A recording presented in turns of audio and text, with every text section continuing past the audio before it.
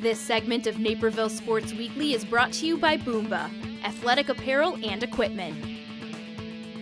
Coach Jager, thanks so much for giving us the time here at your pool. Head coach, Metea Valley Swimming and Diving for the girls as well. So you're a busy guy this time of year and mostly throughout the year as well. Yeah, it is. I mean, it's always, we start mid-August with the girls, and then this runs through February. So it's okay. I mean, it gets the year, it helps the year go by, and, doing something that's a lot of fun and I really enjoy. So it's, I don't really consider it a lot of work. It's good time to spend with the kids in a different realm other than working with them in the office, so it's nice.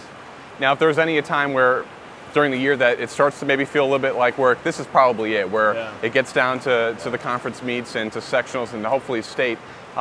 Before we get in too much into the sectional and the state realm, let's take a look back. And you just wrapped up the Mustang invite in which you took third place as a team, and this is sort of the meet in which you sort of set the tone forthcoming for the rest of the season. What type of tone was set at the Mustang invite? Well, I think it was really the first meet of the year that we really were strong across the board. I think when you go through the regular season, we see a lot of ups and downs with the kids, their performance. In the beginning of the year, we just mess around with some events and see who's swimming well in what areas. And then from there we start to narrow it down. So by the time we get to the Mustang invite, this time of the season, we've got things pretty well tuned up, and we know who's going to be focusing on what events. So this was the first meet that we actually got to really kind of plug people into the events that we thought they were going to target for the end of the season. So it was nice, great performance across the board. Highlighting a couple of specific performances, which were actually meet records at the Mustang invite. Your 50-yard free with Matt Salerno, and then looking at the 200-yard medley relay, in which Matt's also involved, also with Jordan O'Brien and a couple of other swimmers. Were you pleased with overall those two performances? I would assume anyway, because those were meet records. Oh yeah, I mean we're always, I always ask myself, and I wonder how. At what point can we do those records stop breaking? And I hope that's never. I mean. You always want to see those meet records fall, but Matt and Jordan and our relays, everything was really good. It's been an interesting season for a couple of reasons. Matt Salerno has been sick, big part of the year, so a lot of it, the training's changed a little bit for him this year. So it was good to see him come back at that meet and perform well. To set him up for the end of the year. And looking at the other part of that duo, that dynamic duo, and Jordan O'Brien, who, of course, came off the 100-yard breaststroke state title last season. Talking with him before the season started and as you started ramping up, what sort of expectations did he place upon himself, knowing how far he went last season? Well, I think any state champion wants to repeat, and that's a goal of his, a goal of ours as a team. Matt and Jordan are so close. They were only separated by 1/100th of a second last year at state. So it could really be anybody's game. But it's also one of those things where, people have their eyes on them, their targets, and people want to beat them. So they have to be aware of that, and people are gunning for them. So I think that's been an added motivation for them this year with their training. And sometimes I have to gently remind them that people are after them. So hopefully that took root, and they are prepared and ready to handle that mentally. I think physically they're ready to go, but it's the mental aspect of it that they really need to remember. 55-88, 55-89. So close last year.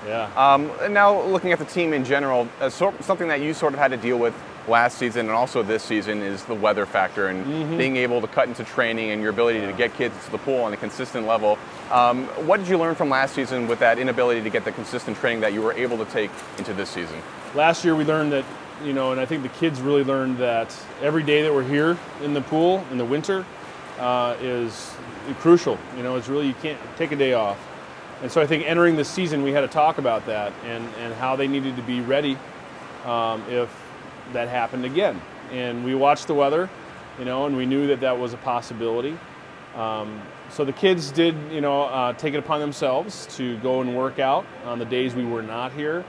As a here in the district, we weren't allowed to coach in that first cold spell. So when we had the snow day this past week, our administration did grant us permission to have a practice. So that was good. We didn't lose any time there. But it's something that you deal with in winter sports, but we're dealing with it. Everybody's dealing with it.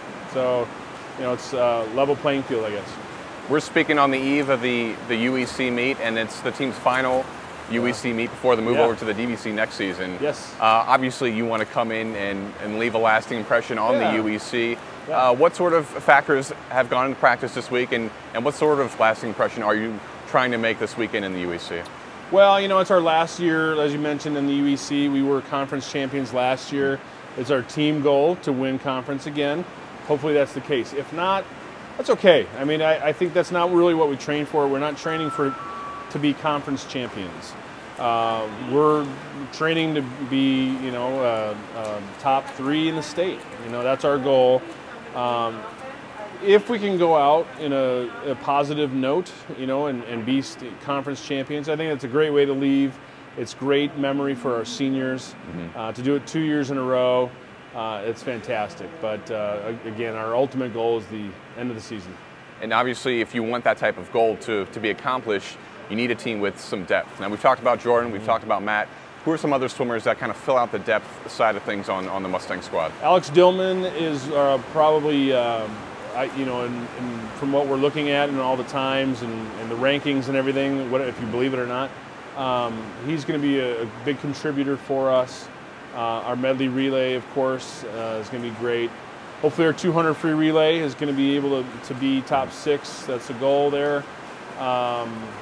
Kevin Kluge, we're trying to get him down to state. That's another big one there. And anybody else that we can take along for the ride. Robert Wang, he goes by BB. We're hoping to get him there in the 200 IM. So a little bit deeper than we've been in the past. So I think that's going to be great for us. I think if we can get all those guys there, we should do all right. I think depth is so important this time of season, and when we look ahead to the sectional, always incredibly deep sectional. What are some of the expectations you have for the team come that side of things? I think we can be competitive in that sectional. Last year we were second behind Naperville Central. They are deep, but a lot of the teams around us are deep. We never really have been deep. We've been blessed to have really good guys. It's when you get to this time of the season where you're limited to a certain number of entries, that levels the field for us a bit, and we can compete with those guys. So we need those support swimmers to step up a little bit to help us, possibly win sectionals. Why not? I mean, I think that's the goal. If you're not going to win, then why go? The team that ostensibly is standing in your way, as far as maybe that goes, is Naperville Central, whom we've talked about earlier in the interview. This is a team that is very deep, much like yourself, and they won the Mustang invite as well. What makes Naperville Central so deep, and what makes them tough as a team? It's the Naperville area has always been extremely talented, very deep. What makes Central better? I think they've got a great they've got a great feeder program. With the Mavericks, they practice out of here as well, but it just happens that a lot of those kids, I think, starting from the younger years, swimming over there in that area is kind of a culture. And here, at Metea, since we're the newest school, we're building a culture.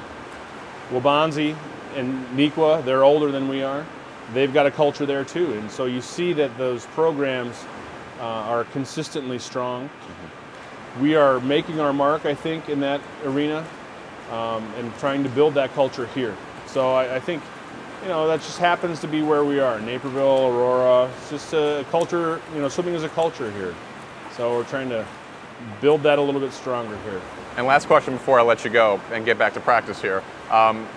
Getting on that culture. And I think one of the biggest reasons why you're being able to get some roots in that culture is because of what Jordan and Matt did last year. Jordan, of course, bringing the first state title in any event, in any sport, to Metea Valley last season.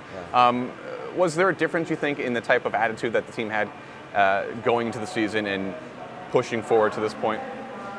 Yeah, I think so. And I think they came in, we ended last season, everybody knew that this could be a great year for us. And I think they entered the season with the mindset of, we've got a great opportunity. After this year, we do lose Matt and Jordan. They're moving on to the University of Missouri and the University of Arizona to swim. So we lose those powerhouse guys, but I think that they've helped establish a tone here of high expectations and competitiveness that we've been trying to build now for the past 6 years, and that I think once we get that rolling, you know, things will start taking care of themselves a little bit more. Coach, thank you for your time and good luck Absolutely. this weekend. Yeah, thank you. Appreciate it.